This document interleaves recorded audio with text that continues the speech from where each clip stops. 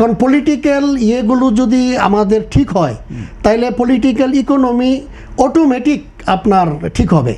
কিন্তু এখানে যদি আপনার পলিটিক্যাল ফোর্স ওইরকম বেনেভোলেন্ট না হয়, হ্যাঁ, যদি আপনার সমাজকে রাষ্ট্রকে মানে দেশপ্রেম নিয়ে যদি না আগায়, তাইলে কোনো ইনস্টিটিউটই আপনার ওইভাবে কাজও করতে পারবে না, ওভাবে দাঁড়াতেও পারবে। টেকনোলজির জন্যই কিন্তু ঢাকা স্টক এক্সচেঞ্জ 2018 সালে তার 25% শেয়ার দিয়েছে সেনজেন স্টক এক্সচেঞ্জ এবং সাংহাই স্টক এক্সচেঞ্জ কনসোর্টিয়ামের কাছে 25% শেয়ার প্রিমিয়াম প্রাইসে বিক্রি করেছে 21 টাকা 22 টাকা করে।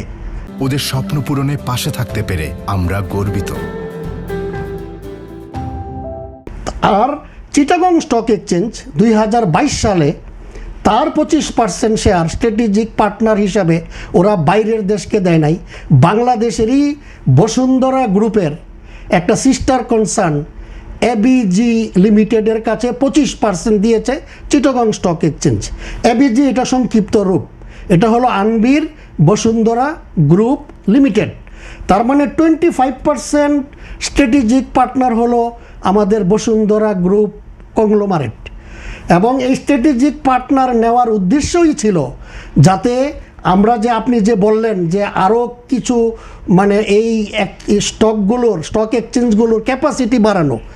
চিটাগং স্টক এক্সচেঞ্জ কিন্তু 25% এবিজি গ্রুপকে দিয়েছিল কমোডিটি আপনার এক্সচেঞ্জের জন্য, কিন্তু আজ পর্যন্ত কিন্তু আমরা ওরকম কিছুই দেখতে পাচ্ছি না।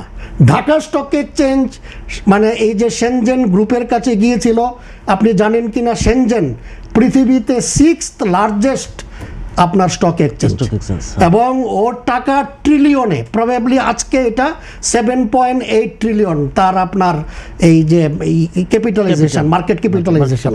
তো সেই সেনজেনের সাথে যাওয়ার পরেও কেন আমরা এই ইয়েগুলো দেখতে পাচ্ছি না, এটার জন্য আমি আপনাকে যেটা বলবো, আপনি কি আরো প্রশ্ন করবেন নাকি আমি কন্টিনিউ করব? আমি আর করব। হ্যাঁ বলেন। তাহলে সেনজেনের কাছে বিক্রি করলো ঢাকা স্টক এক্সচেঞ্জ, জি।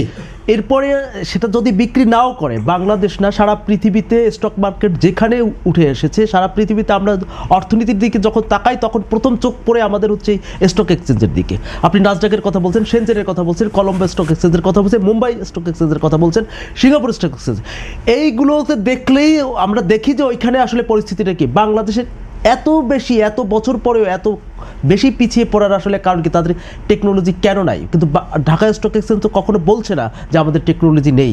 এই টেকনোলজি যাদেরকে না থাকবে সেখানে বিনিয়োগকারীরা কেন আসবে? ওকে, আপনাকে এই প্রশ্নের জন্য আবারও ধন্যবাদ। আমরা আসলে জার্নালিজমে একটা কথা আছে যে জার্নালিজম হলো সেই জিনিস যেটা মানুষ বলতে চায় না, বাট জার্নালিস্টরা বলে। যেই জিনিস মানুষ লিখতে চায় না জার্নালিস্টরা লিখে, রিস্ক নিয়ে লিখে। এবং আমাদের এই স্টক এক্সচেঞ্জের নিয়ে আমরা যেন হার্ড টক করতে পারি, রিয়েল কথাটা বলতে পারি, এর জন্য কিন্তু একটা বিধিমালাও এই বছর হলো। এই বিধিমালার নাম হলো বিসেক ইনফরমেশন হুইসেল ব্লোয়ার সুরক্ষা আইন। যে নাকি এই ইনফরমেশানগুলো বলবে তার তো সুরক্ষা লাগবে, কারণ তার বিরুদ্ধে আপনার বিভিন্ন ধরনের আইনি ঘটনা ঘটতে পারে। এটার একটা বিধিমালা হয়েছে 2026। তো আমি আপনার এখানে আবার একটু ম্যাক্রো লেভেলে গিয়ে বলতে চাচ্ছি, ইকোনমিক্স অর্থনীতি এটা শুধুমাত্র অর্থনীতি হিসাবে যখন আমরা পড়ি এটা একরকম, বাট এটা আসলে যখন একটা রাষ্ট্রের ক্ষেত্রে ইকোনমিক্স পড়ানো হয় তখন এটাকে বলে পলিটিক্যাল ইকোনমি, রাজনৈতিক অর্থনীতি। কেন? যে কোনো অর্থনীতি আপনার পলিটিক্যাল মানে বিশ্বাস, পলিটিক্যাল গাইডেন্স, পলিটিক্যাল ইজম, বিভিন্ন ইজম আছে, এগুলোর দ্বারাই নিয়ন্ত্রিত হয়। এবং আপনি জানেন যে পলিটিক্সের সাথে সোসাইটি আপনার কোলাবোরেশন করে। তো আমরা কেন পারলাম না? বিকজ আমাদের দেশে আমরা পলিটিক্যালি এত বেশি আমাদের মধ্যে ঝামেলা ছিল। আপনি জানেন যে এই যে বিগত স্বৈরাচারী সরকারের যে আমল গেছে, ওই আমলেই তো এই কেলেঙ্কারিগুলো আমরা দেখেছি। হ্যাঁ, তো এইগুলো এখন আমি আবার বলবো যে বর্তমানে যেই সরকার ক্ষমতায় এসছে বিপ্লবের পরে এবং একটা ইলেকশানে অনেক বেশি মেজরিটি নিয়ে গণতান্ত্রিকভাবে জাতীয়তাবাদী সরকার এসছে। এখন পলিটিক্যাল ইয়েগুলো যদি আমাদের ঠিক হয় তাইলে পলিটিক্যাল ইকোনমি অটোমেটিক আপনার ঠিক হবে।